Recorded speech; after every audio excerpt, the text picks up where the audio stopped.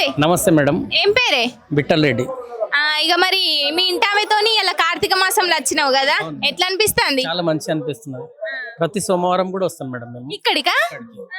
మేము ఏమన్నా మొక్కులు కోరుకున్నవి కూడా నెరవేరుతాయి మేడం. మరి మొదటి పారి ఎప్పుడు వచ్చినావు నువ్వు? ఎన్నేళ్ల కింద? 5 ఏళ్ల నుంచి వస్తున్నాం మేడం. ప్రతి సోమవారం వస్తాం. ఎవరన్నా చెప్పిల్లా ఇక్కడికి రావాలి అని?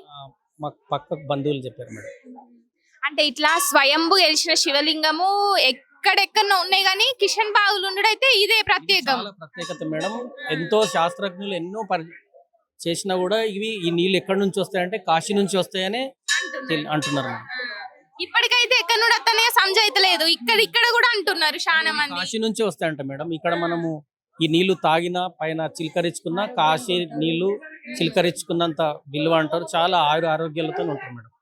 నాకు రీసెంట్లీ హెల్త్ బాగాలేకపోతే కూడా దేవుడికి వస్తానని మొక్కుకున్నాను, తక్కువైంది మేడం. ఇవాళ మరి కార్తీక మాసంలో ఏమేమి ముట్టించిండు దీపాలు చెప్పరాదు? రోజుకు ఒక ఒత్తి అంటే 365 రోజులకు 365 రోజులు ఒత్తులు అవుతాయి.